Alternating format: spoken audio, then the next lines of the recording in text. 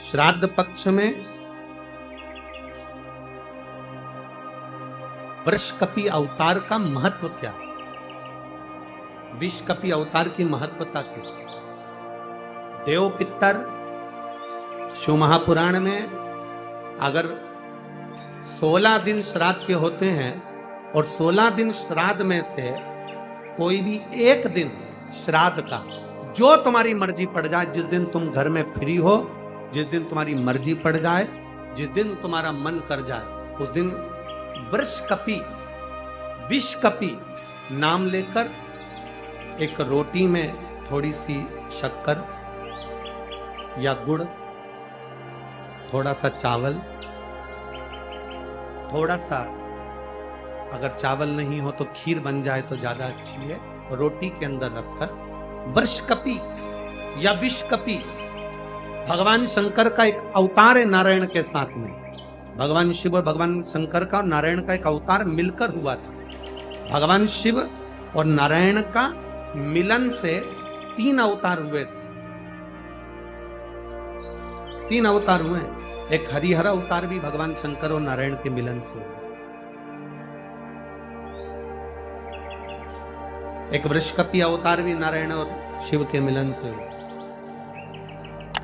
तो जो वृषकपि अवतार है भगवान शंकर और एक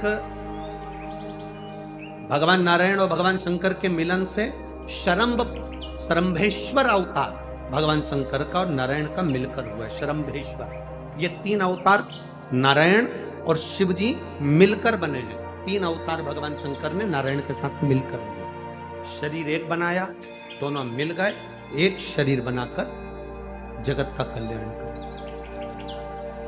रोटी हो तो रोटी, पूड़ी हो तो पूड़ी, पराठा हो तो पराठा, जो तुम बनाए हो उसमें थोड़ा सा मात्रा दूध चावल की या खीर की, थोड़ी सी मात्रा गुड़ की, और वृषकपि या विषकपि अवतार का नाम लेकर अपने दरवाजे के बाहर खड़े होकर जो गौ माता को श्राद्ध पक्ष में किसी भी दिन ये भोजन वृषकपि का नाम लेकर दे देते हैं, उसके घर में कभी संपदा की कमी नहीं आती, धन की कमी नहीं होती। श्राद्ध पक्ष का ये स्वरूप है विषकपि अवतार। एक बार सब बोलेंगे, बोल विषकपि भगवान की। अब नाम आप लोग ले जिससे आप लोगों को याद हो जाए। बोलिए, विषकपि भगवान की। आप विषकपि बोल सकते हो, वृषकपि भी बोल सकते हो, वृषकपि भी बोल सकते हो और विषकपि भी बोल सकते हो। दोनों नाम में से कुछ भी। हाँ, अगर आप नेट पर सर्च करोगे या आजकल लोग क्या है, कथा सुनने के बाद नेट पर जल्दी सर्च करते हैं, तो गूगल आदि पर सर्च करोगे तो विषकपि भी आ सकता है, वृषकपि भी आ सकता है। पुराण में अगर ढूंढोगे, शिव पुराण के अंतर्गत या स्कंद पुराण में या गर्ग संहिता में या कूर्म पुराण में, बरहा पुराण में अगर आप ढूंढेंगे तो उसमें वृषकपि और विषकपि कोष्टक में बना हुआ। पहले आएगा विषकपि, फिर कोष्टक में आएगा वृषकपि। हनुमान जी पूर्व जन्म में कौन थे? बोलो रे कोटा वाले। हनुमान जी का जो अवतार हुआ राम अवतार के समय पर, त्रेता में जो मेरे राम जी का जो सुंदर अवतार हुआ, तो राम जी के साथ में जो हनुमान जी प्रकट हुए, ये हनुमान जी को पूर्व जन्म में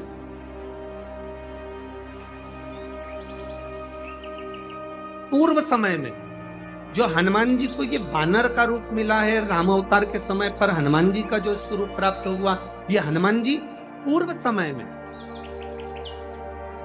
किस रूप के अंतर्गत हनुमान जी को ये रूप दिया? ये किसका अवतार है? ये किसका स्वरूप है? ये किसका अंश अवतार है?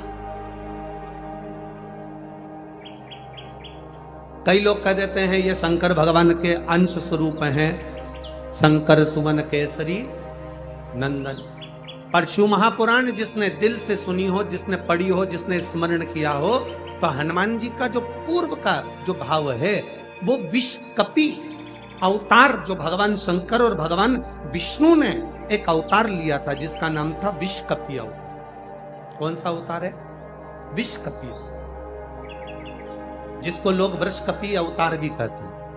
कोई उसको विषकपी कहता है, कोई उसको वृषकपी अवतार कहता है। जब भगवान शिव जी ने और भगवान नारायण ने दोनों ने मिलकर इस सुंदर रूप को धारण करा था, कपी का मुख धारण करा था और एक असुर का संहार किया, जिसको वृषकपी भी कहा गया, जिसको विषकपी भी कहा गया। उस वृषकपी अवतार का रूप श्री हनुमंत लाल जी को त्रेता में प्रदान किया। श्री हनुमंत 16 श्राद्ध में 16 दिन आर्यमा स्वामी पितरों को पितृलोक चंद्रलोक से ऊपर पितृलोक से लेकर निकलते हैं। जैसे आपके यहाँ चतुर्थी का श्राद्ध है तो चतुर्थी के श्राद्ध वाले दिन जितने भी चतुर्थी के श्राद्ध वाले हैं सब जगह पर पितरों को भेजते हैं, उनकी छतों पर छोड़कर आते हैं।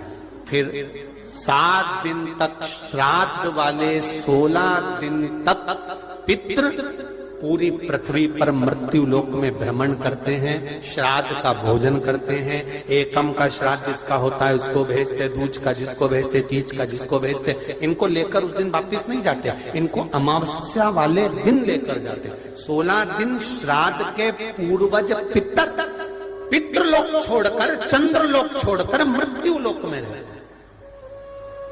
भ्रमण करते रहे। 2 चावल का दाना आप अपने पूर्वजों के पितरों के स्थान का स्मरण कर कर या परिंदा या मटके का स्मरण कर कर छत पर डाल दे, उसका स्मरण रहे, मिले उसका। श्राद्ध पक्ष के अंदर चुटकी भर आटा दरवाजे की दोनों चौखट पर डाला जाता है। किसी किसी के यहाँ दरवाजे पर आटे से रंगोली बनाई जाती, वो देव पितर के भाव से डाला। जिस बेटे बेटी का मंगल विवाह नहीं हो रहा हो, शुभ कार्य की सूचना नहीं आ रही हो, बहुत दिनों से एक फाइल कहीं लगी हुई है, अटकी हुई है, नहीं काम हो रहा, हम उनसे कहेंगे ये जो 16 दिन श्राद्ध के हैं, जितने दिन निकल गए, जितने दिन बचे हैं उन दिन में आपके दरवाजे के बाहर एक चुटकी घर से आटा लाकर चौखट के इस ओर चौखट के उस ओर दोनों जगह चुटकी भर आटे को डालना प्रारंभ करो। 16 दिन श्राद्ध के पूर्ण हो। जब अमावस्या आए किसी जलाशय, सरोवर, तालाब, बावड़ी, कुआं के पास में घी का दिया लगाकर आना, बाबा से प्रार्थना कर आना। केवल 22 से 24 दिन निकलते हैं और घर में कोई शुभ कार्य की सूचना आना प्रारंभ। रोटी जब देते हैं या तो गाय के मुख में 16 श्राद्ध में जब रोटी देते हैं तो रोटी को बीच में से तोड़कर, रोटी का जो भाग होता है उसको मतलब ऊपर से फुलका का परत नहीं निकालना है। रोटी जो सीधी सीधी है ना, जैसे ये रोटी है तो इसको बीच में से तोड़ लिया, 2 भाग विभाजित कर लिया, नीचे वाले भाग में भी थोड़ा सा गुड़ शक्कर रख लिया, ऊपर वाले भाग में भी गुड़ शक्कर रख लिया, एक के ऊपर एक रोटी को रख लिया, वो गाय को दी। तो अपन श्राद्ध पक्ष में 2 पूड़ी का प्रमाण है कि गाय को 2 रोटी दी जाती है, कुत्ता को 2 रोटी दी जाती है। 2 पूड़ी रख के देते नहीं देते? आप लोग तो देते होगे, 2 पूड़ी के ऊपर पूड़ी रखकर, थोड़ा सा मीठा रखकर, नमकीन रखकर, कुत्ते को भी देते, 2 पूड़ी तोड़कर कागा को भी देते। 2 पूड़ी का प्रमाण कहां से आया? 2 भाग रोटी के टुकड़े का प्रमाण कहां से आया? श्राद्ध पक्ष में ही ऐसा क्यों किया जाता है? बाकी के समय पर तो कोई ऐसा 2 पूड़ी का प्रमाण ही नहीं, पर श्राद्ध पक्ष में ये क्यों कहा जाता है कि पूड़ी के ऊपर पूड़ी रख दे, उसमें मीठा रख दे, खीर शक्कर रख दे, गाय को दिया, कुत्ते को दिया, कागा को दिया, ऐसे क्यों कहा जाता है? उसका कारण क्या होता है? उसका केवल एक कारण है, जो नारी ने भोजन का निर्माण करा है, जो घर की बहू भोजन बनाई है, जो घर की बेटी ने भोजन बनाया है, घर की माता ने भोजन बनाया है। महाराज, पिता पुरुष एक कुल को तारता है, बेटी 2 कुल को तारती है। जब श्राद्ध पक्ष में 2 भाग रोटी के कर कर गाय को देती है, 1 भाग तो उसके ससुराल वालों को मिलता है। ससुराल को जब गया जी का पिंड होता है तो नाना नानी सबका स्मरण कराया जाता है। 4 भाइयों का परिवार है, पर पितृदोष मुझ पर ही क्यों आ रहा है? मैं क्यों तकलीफ भोग रहा हूं? मेरे को क्यों कष्ट आ रहा है? मेरे क्यों पांव दुख रहे हैं? मेरे घर में क्यों ऐसी परेशानी आती है? सबकी सब तो सुखी है। ध्यान रखना, पितरों का जिससे लगाव होता है और जिसको पितरों ने दिया होता है, पूर्वजों ने दिया होता है, भगवान ने दिया होता है, लालसा उसी से होती है। भीख मांगने वाला, भिक्षा मांगने वाला भिखारी भी होता है, भिक्षुक भी होता है। तो गाड़ी देख लेता है कि 4 व्हीलर गाड़ी से आया है तो सेठ जी 10 रुपया देगा। कोई पैदल जाता है तो भिखारी भी सोचता है बेचारा क्या देगा, उसके पास तो खुद नहीं, पाँव में चप्पल नहीं पहना है, फिर भी हाथ फैला देता है कि दे दे तो ठीक है, नहीं तो कोई गाड़ी वाला तो देगा ना मुझको। उसी तरह घर के पूर्वज, घर के जो आहूत होते हैं, घर के जो पितर होते हैं, घर के जो वासुक होते हैं, घर के जो पूर्वज होते हैं, आशा उसी से लगते हैं जो दे सकता है। जिसके पास है ही नहीं उससे क्या आशा रखेंगे? जिसके पास कुछ है ही नहीं उससे आशा रखना क्या? देने के लिए कुछ भी नहीं। हम हमारे पूर्वजों को क्या मत दो ना, इस्माइल तो दे सकते हो। जिस दिन तुम्हारे पूर्वजों का श्राद्ध है, तुम्हारे पास में खिलाने के लिए अन्न नहीं है, तुम्हारे पास देने के लिए दान नहीं है, तुम ब्राह्मण को घर में नहीं बुला सकते, कुछ भी नहीं दे सकते, तुम्हारे पास देने के लिए वस्त्र नहीं, आभूषण नहीं, कुछ भी नहीं, मत दो। निवेदन है बस चेहरे पर प्रसन्नता रखकर, एक निवेदन है कि चेहरे पर प्रसन्नता रखकर उस दिन अपने पूर्वजों को याद जरूर करना और कह देना कि आप ही का दिया हुआ है जो हम खा रहे हैं, हम पर करुणा करना। हमारे पास कुछ भी नहीं है। डब्बे में से गुड़ या शक्कर निकालकर अरे गैस को लाइटर से जलाकर उसकी अग्नि में छोड़ देना, पर 2 दाने शक्कर के छोड़ना जरूर, जिससे वो जीवात्मा दरवाजे पर आकर भूखी ना जाए, उसके मुख में कुछ तो चला जाए और वो जीवात्मा तुम्हें आशीर्वाद दे जाए। तुम्हारे पास कुछ ना हो तो इतना तो दे सकते हो साहब, इस्माइल तो दे सकते हो, प्रसन्नता तो दे सकते हो, मीठी वाणी तो दे सकते हो, अपने पूर्वजों को याद तो कर सकते हो, अपने इष्ट को याद तो कर सकते हो, जिसने दिया है उसका गुणगान तो गा सकते हो। श्राद्ध पक्ष में विषकपि अवतार का महत्व क्या है? विषकपि अवतार की महत्वता क्या है? देव पितर शिव महापुराण में अगर 16 दिन श्राद्ध के होते हैं और 16 दिन श्राद्ध में से कोई भी एक दिन श्राद्ध का जो तुम्हारी मर्जी पड़ जाए, जिस दिन तुम घर में फ्री हो, जिस दिन तुम्हारी मर्जी पड़ जाए, जिस दिन तुम्हारा मन कर जाए, उस दिन वृषकपि, विषकपि नाम लेकर एक रोटी में थोड़ी सी शक्कर या गुड़, थोड़ा सा चावल, थोड़ा सा अगर चावल नहीं हो तो खीर बन जाए तो ज्यादा अच्छी है, रोटी के अंदर रखकर वृषकपि या विषकपि भगवान शंकर का एक अवतार है नारायण के साथ में। भगवान शिव और भगवान शंकर का और नारायण का एक अवतार मिलकर हुआ था। भगवान शिव और नारायण का मिलन से 3 अवतार हुए थे। 3 अवतार हुए। एक हरिहर अवतार भी भगवान शंकर और नारायण के मिलन से हुआ। एक वृषकपि अवतार भी नारायण और शिव के मिलन से हुआ। तो जो वृषकपि अवतार है भगवान शंकर और एक भगवान नारायण और भगवान शंकर के मिलन से शरंभेश्वर अवतार भगवान शंकर का और नारायण का मिलकर हुआ है। शरंभेश्वर, ये 3 अवतार नारायण और शिव जी मिलकर बने हैं। 3 अवतार भगवान शंकर ने नारायण के साथ मिलकर लिया, शरीर एक बनाया, दोनों मिल गए, एक शरीर बनाकर जगत का कल्याण करा। रोटी हो तो रोटी, पूड़ी हो तो पूड़ी, पराठा हो तो पराठा, जो तुम बनाए हो उसमें थोड़ा सा मात्रा दूध चावल की या खीर की, थोड़ी सी मात्रा गुड़ की।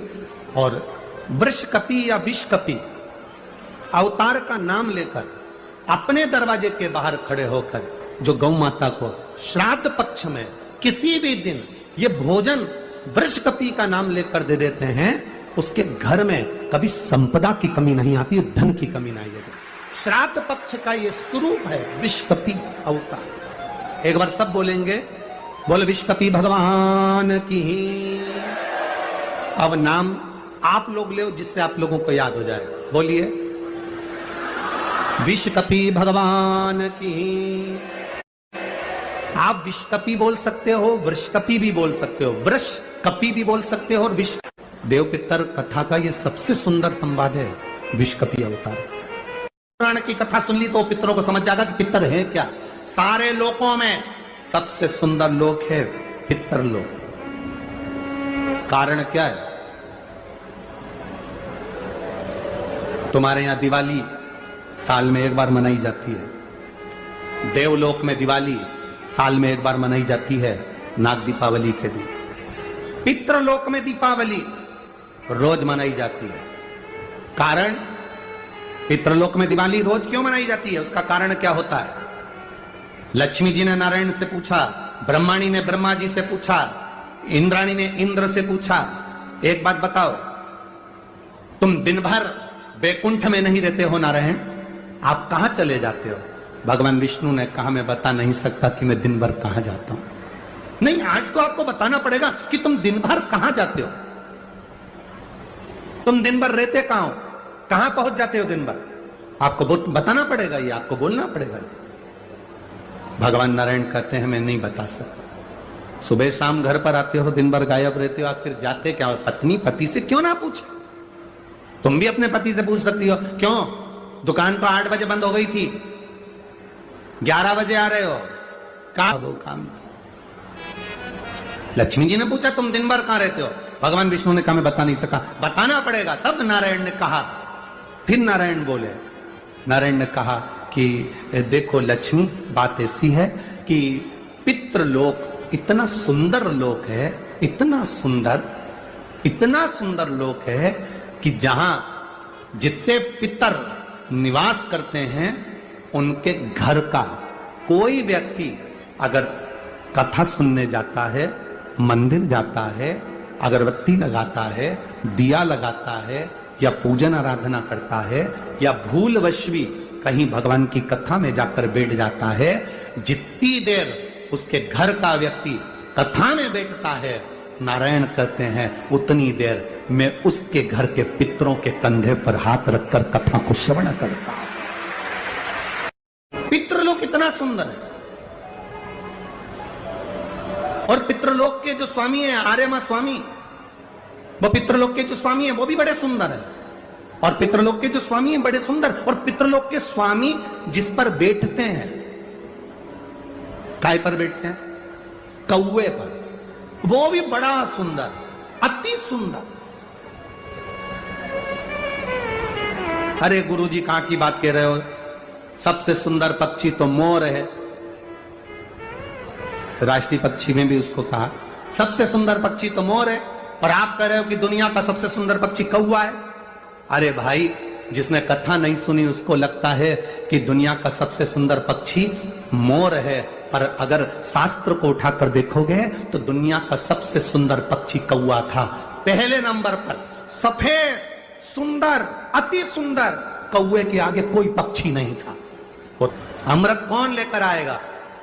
कोई आगे नहीं आया, तब ब्रह्मा जी ने कौवे को बुलाया, ए कौवा, तुम अमृत लेकर आओ, क्योंकि तुम्हारी दृष्टि बड़ी प्रबल है, तुम अमृत को ढूंढ कर ला सकते हो। कौवा, अमृत तो लाना, पर झूठा मत करना, अमृत को लेकर आना, मुझे बताना कहां रखा है तो मैं लेने चले जाऊंगा। कौवे ने कहा, जो आज्ञा ब्रह्मदेव। कौवा आर्यमा स्वामी को नमन करा, प्रभु ब्रह्मा जी का काम है, मुझे जाना पड़ेगा। कौवा बड़ा सुंदर था, बुद्धिमान था, तो कौवे को भेज दिया। इसलिए रामचरितमानस में काकभसुंडी की कथा बार बार आती है। गरुड़ और कौवे की कथा आ रही है। कौवा कितना विद्वान था, चला अमृत का पता लगाने के लिए। जब कौवा चला, अमृत का पता लगाते लगाते लगाते लगाते कौवे ने संकल्प ले लिया था कि जब तक अमृत नहीं मिलेगा मैं मुख झूठा नहीं करूंगा, पानी तक नहीं पीऊंगा। भूखा प्यासा कौवा दौड़ता रहा। आर्यमा स्वामी से कहकर कौवा दौड़ते दौड़ते दौड़ते दौड़ते जाए। बहुत दिन हो गए, तब कौवे को अमृत मिला। अमृत मिला तो कौवे को लगा बहुत तेज प्यास लग रही है, करूं क्या? कौवे ने उस अमृत को झूठा कर दिया। ब्रह्मा जी को आकर कहा, स्वामी अमृत वहां रखा हुआ है, पर बात इतनी सी है कि मैंने उस अमृत को झूठा कर दिया। ब्रह्मा जी को क्रोध आ गया। ब्रह्मा जी ने कहा, कौवे, तू सफेद होकर, सुंदर होकर, तूने ऐसा काला काम कर दिया, ऐसा बेकार काम करा, तूने अमृत को झूठा करा और ऐसा काला काम तूने करा। मैं तुझे श्राप देता हूं कौवे, तू गोरे से काला हो जाएगा।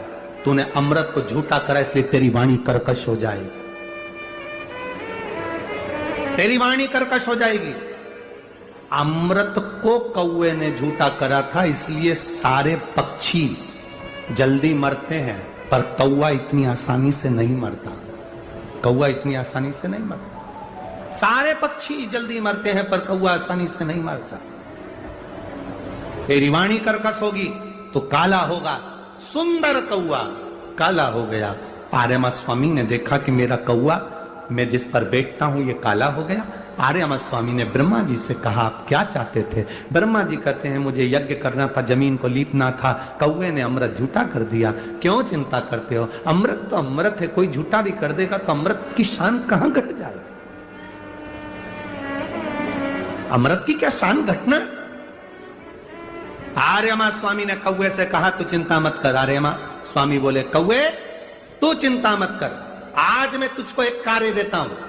जब 16 श्राद्ध आएंगे कौवा, जिस जीव की जो तिथि होगी, मान लो किसी की चतुर्थी तिथि है, उस चतुर्थी तिथि पर तुझे छोड़ने के लिए पृथ्वी पर पितरों को जाना पड़ेगा। जब उनके छत पर तो पितरों को छोड़ने के लिए जाएगा कौवा, जब तू वापिस आएगा तेरे लिए छत के ऊपर भोजन रखा रहेगा। जिसकी छत पर भोजन रखा मिल जाए उसको तू पाएगा तो पितृ तृप्त होंगे। कौवे ने कहा मेरे द्वारा पितृ तृप्त होंगे? कौवा नहीं, जब पितर वापिस आएंगे पितृलोक में रहेंगे, उनको 1 वर्ष के अंदर जब भूख लगेगी तब कौवा तो अपनी चोंच में उनकी छत से जो भोजन लेकर आएगा अपनी चोंच से निकालकर उन पितरों को देगा, जिससे उनका कल्याण होगा और वो आशीर्वाद प्रदान करेगा। हम नहीं पहचानते हमारे शास्त्रों के विधानों को, हमने कह दिया ये अच्छा है, हमने कह दिया वो अच्छा। उसको समझो क्या कि श्रेष्ठता कहां है। शिव तत्व की प्राप्ति का एक आनंद बिंदु। गाय का जो गोबर गिरता है, कंडा बनता, चेना बनता, या वो उपला, अलोना, गोबरी, जो समझो आप, वो बन गया। पितरों को घी में गुड़ मिलाकर, शक्कर मिलाकर धूप देते हैं। वो धूप का प्रारंभ कहां से हुआ वो समझना। असमंज ने वशिष्ठ बाबा से कहा मेरे भाई नहीं मिल रहे। वशिष्ठ ऋषि ने कहा रुको, अपने शिष्य से कहा नंदनी गाय का जो गोबर का कंडा बना है, छेना बना है, उसको लेकर अलोना, गोबरी, उसको ला। कंडे को लाया गया,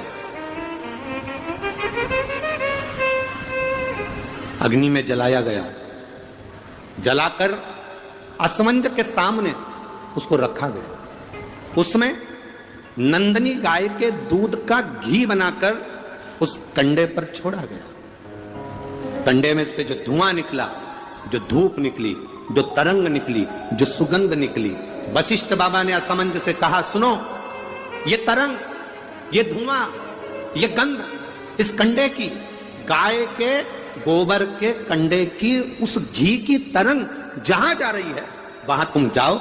इस तरंग, इस सुगंध के पीछे पीछे जाना, तुम्हें तुम्हारे भाई प्राप्त हो जाएंगे। असमंज उस तरंग सुगंध के पीछे पीछे पीछे पीछे पीछे पीछे खुशबू लेते हुए सुगंध धुएं के पीछे पीछे जाने लगा।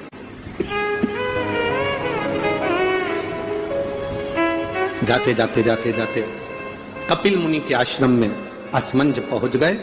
सुगंध, जो कंडे पर धूप दी थी, घी छोड़ा था, नंदनी गाय का जो घृत छोड़ा गया था, उसकी गंध से कपिल मुनि के आश्रम में राजा रुक गए। असमंज उस गंध को वहीं पर जानकर उन्होंने देखा यहां पर जरूर मिलेंगे। तब कपिल मुनि मिले और कपिल मुनि से मालूम पड़ा कि मेरे 60,000 भाइयों ने कपिल मुनि पर घोड़े के चोरी का, अश्व की चोरी का इल्जाम लगाया था, अश्वमेध यज्ञ के अश्व की चोरी का इल्जाम लगाया था। इसलिए ये 60,000 कपिल मुनि के आश्रम में जलकर भस्म हो गए, 60,000 राख के ढेर बन गए। असमंज ने कपिल मुनि के हाथ जोड़ लिए, गुरुवर मैं आपको नमन करता हूं, मेरे भाइयों से गलती हो गई, आप पर चोरी का इल्जाम लगा दिया। निवेदन केवल इतना है कि अब मेरे भाइयों का कल्याण कैसे होगा? ये मेरे 60,000 जो भाई मरे हैं, इनकी मुक्ति कैसे होगी?